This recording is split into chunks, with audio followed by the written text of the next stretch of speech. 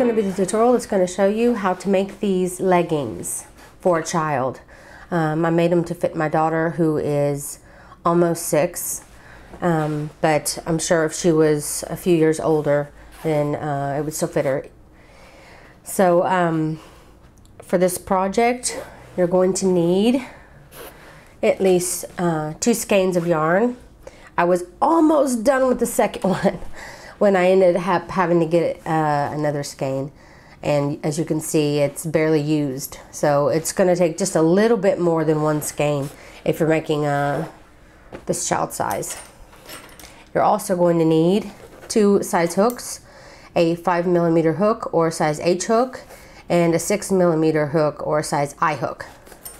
And this yarn is worsted weight yarn, 4-ply for the US and 10-ply for Australia. So get that, and we're going to start with our 5mm hook. So grab those things and let's get started. Okay, to begin, you want to chain 27. Like I said, this is for a child. If you want to make them for somebody bigger, just add more chains until it fits. It doesn't really matter if it's odd or even. It's probably a better look if it's an even chain, but it doesn't really matter. So if you know about how big that you need to make it around the leg of the person, then you can measure it, and then when you create your chain, then slip stitch into the beginning stitch to form a ring. And the first round you want to start by chaining 2 and then double crochet in each stitch around, and that chain 2 will count as a first stitch. So go around and do a double crochet around your chain, and once you have this whole round done of the double crochets, then you can get your tape measure and measure it and see if it's good, keeping in mind that yarn stretches, so you definitely want to keep this in mind when you're measuring. But if you're making it for a size child like I am, 5-6 years old, then 27 is good. So just keep double crocheting all the way around, and I'll see you back here in a moment. Okay, when you get to the end of round 1, you want to slip stitch using the top of the chain 2, and then you want to chain 2 again. Now for rounds 2 through 5, so for the next 4 rounds, you're going to be repeating what I'm about to show you. So you want to repeat this for the next 4 rounds. You'll always start by chaining 2, and then you'll be going in using the post, doing a front post double crochet first. Then the next stitch, you'll want to push that post back and do a back post double crochet. So front post double crochet, and then a back post double crochet. Just doing a double crochet just as normal, except you're grabbing up the post. So much easier just to grab it up to do the front post. The back post, you have to go in between the stitches and push that post back in order to do it. So just keep alternating front post, back post, front post, back post till you get back up to the beginning again. And I'll see you back here in a moment. Now when you get back to the beginning, you will always slip stitch in the top of the chain 2. So find the top of the chain 2 and slip stitch in there and chain 2. And you'll always start where you'll always start doing the same thing for the next 3 rounds. You did a front post double crochet here, so you'll do a front post. Next one, you did a back post double crochet last round, so you'll do a back post. Like I said before, you're doing the exact same thing for the next rounds and you can easily count your rounds. You need to have a total of 5 of this rim here, 5 rounds of it. But the first round of it is double crochets. So it's only 4 rounds of the front post, back post. And you can see, if you count, this was a double crochet row, so that's 1, 2, and 3.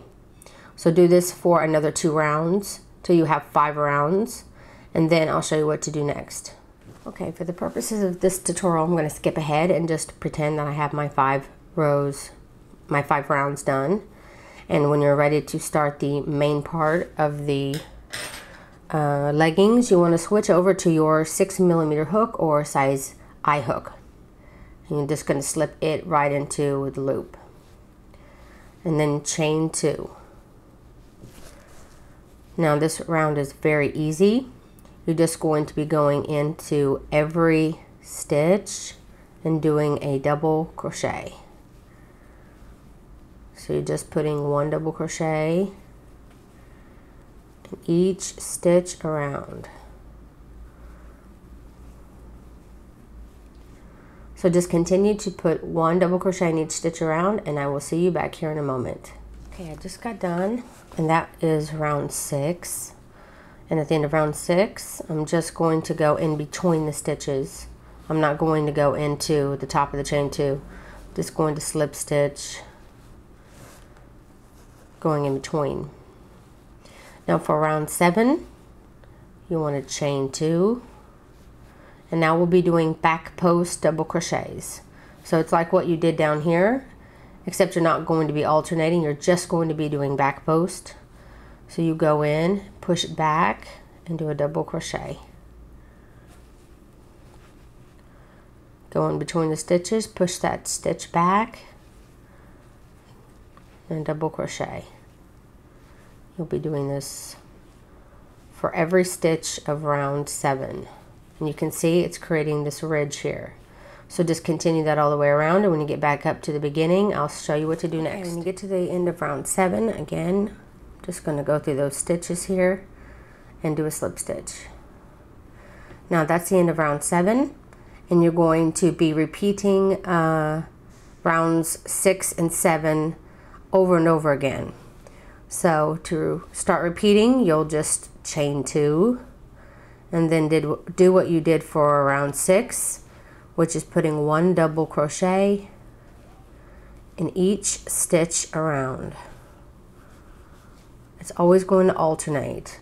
One will just be double crochet row, and then the next row you'll do the back post double crochet. So you'll just keep repeating rounds 6 and 7 until, here's my little one I made up here.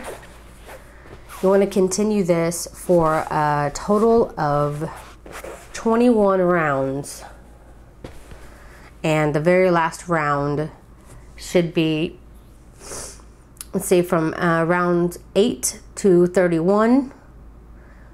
You'll be repeating 6 and 7 and 32, and it's probably going to come out right, but I just separated round 32 just to make sure that you end on a double crochet row. So just continue on until you have 32 rounds completed. The last round will be the double crochet row, and then instead of the next row doing a row of the back post double crochets, you're going to want to switch your hook again and finish the top part. So I'm just going to finish this round here, and then I'll see you back here in a moment, and I'll show you how to do the end. So I just want to explain this just a little bit more clearer. So when you got done with your first part here and you did your first 2 rounds that I just showed you, that was 6 and 7. And so you can basically take one of these ridges and count 2 rounds. So this is 6 and 7, and this is 8 and 9, 10, 11, 12, 13, 14, 15, 16, 17, 18, 19, 20, 21, 22, 23, 24, 25, 26, 27, 28, 29, 30, and then 31. So I have a total of 31 rounds. And then my last round here is a double crochet row, which is where I'm ending here. So just pretend that I have made my 32 rounds, and now I'm ready to start making the other side of the legging. So you want to switch back to your 5mm hook, or size H hook, and chain 2. And now we're going to be working like we did down here at this beginning, doing a front post double crochet, and then alternating and doing a back post, then front post, and then back post. Just like you did down for the beginning, you're just going to be repeating it.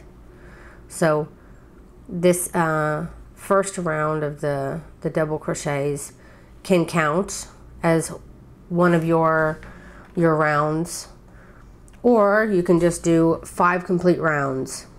It's up to you. You can make 5 complete rounds of the front post and back post.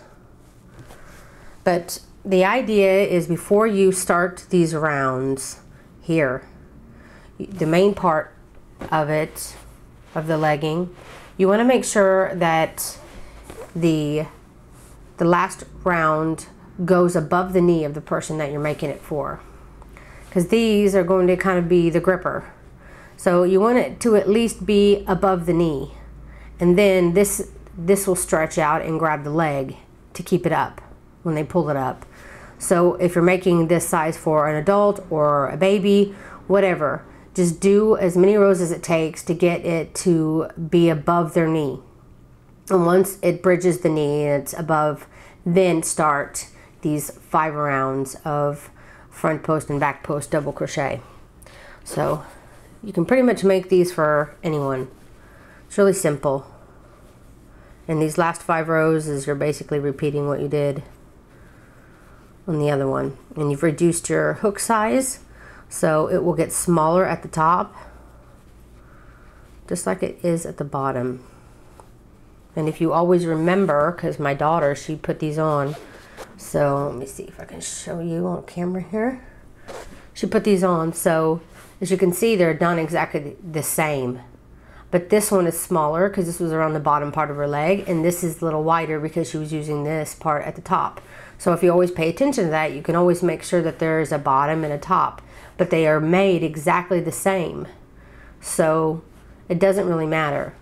But if you just wanted to keep its shape and grip better, then you can keep that in mind. So just continue on until you have your 5 rounds of back post and front post double crochets.